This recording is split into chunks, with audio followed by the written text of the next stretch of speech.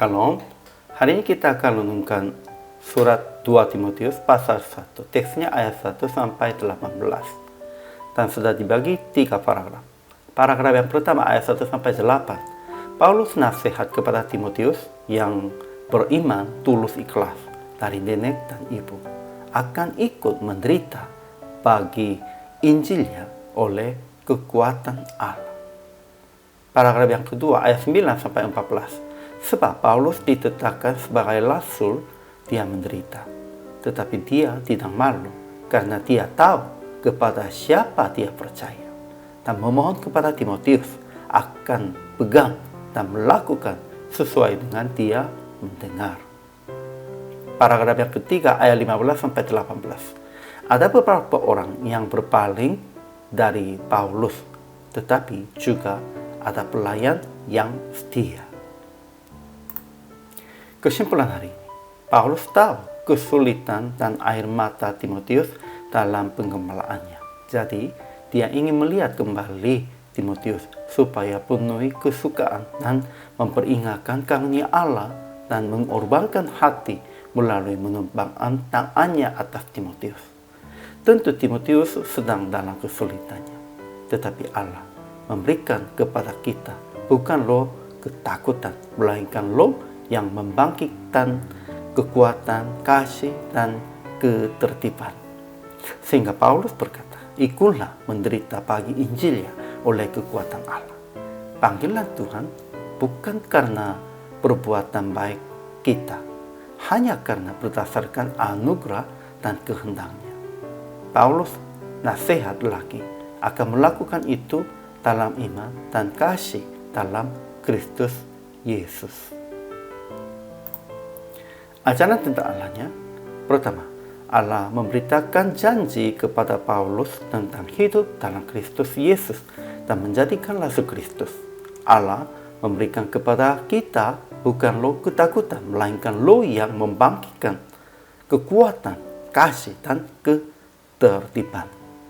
Kedua, Allah menyelamatkan kita dan memanggil kita dengan panggilan kudus, bukan berdasarkan perbuatan kita, melainkan berdasarkan maksud dan kasih karunia-Nya sendiri yang telah dikaruniakan kepada kita dalam Kristus Yesus sebelum permulaan zaman. Ia telah mematahkan kuasa maut dan mendatangkan hidup yang tidak dapat binasa. Ketiga, semua kasih karunia, rahmat, dan damai sejahtera dari Allah Bapa dan Kristus Yesus Tuhan kita menyertai kita. Ajaran tentang manusianya. Pertama, Paulus ditetapkan sebagai pemberita, sebagai rasul, dan sebagai guru oleh kehendak Allah untuk memberitakan Injil. Dia menahan penderitaan dan tidak malu sebab tahu karena dia tahu kepada siapa dia percaya. Kedua, Paulus berkata kepada Timotius yang beriman tulus ikhlas dari nenek dan ibu, supaya peringatannya untuk mengobarkan karunia Allah yang ada padanya, dan Paulus memohon kepada Timotius akan jangan malu karena penderitaan Paulusnya, dan akan ikut menderita bagi Injilnya oleh kekuatan Allah, dan akan pegang dan melakukan sesuai dengan dia mendengar. Ketiga, semua mereka yang di daerah Asia Kecil berpaling daripada Paulus, termasuk Pigelus dan Hermogenes, karena Paulus dipenjarainya. Tetapi keluarga Onesiphorus telah berulang-ulang menyegarkan hatinya. Ia tidak malu menjumpai Paulus di dalam penjara di Roma, dan juga dia melayani di Efesus. Aplikasi hari ini. Pertama, melayani untuk Tuhan dengan memberitakan Injil sebagai pemberita dan sebagai guru. Ya, Rasul Paulusnya sedang mengakunya tentang sendiri sebagai pemberita, rasul, sebagai guru kepada Timotius. Maksudnya Timotius juga harus identitasnya sebagai itu, pemberita, rasul, guru. Dan itu sampai zaman ini kepada semua orang percaya dan lebih khususkan kepada pemimpin-pemimpin rohaninya sudah diberikan kepada demikian itu. Kita juga harus ingat, kita harus melayani sebagai pemberita, sebagai gurunya.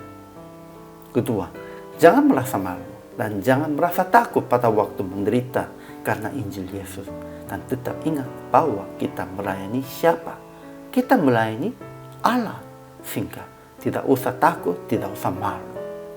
Ketiga, jangan berpaling dari Tuhan, tetap bersama dan melayani Tuhan dengan mendampingi hamba Tuhan dalam penderitaan. Ya, hamba Tuhan pun pasti akan mengalaminya penderitaannya, akan mengalaminya kesulitannya. Namun itu bukan karena dia salah. Itu tentu begitulah.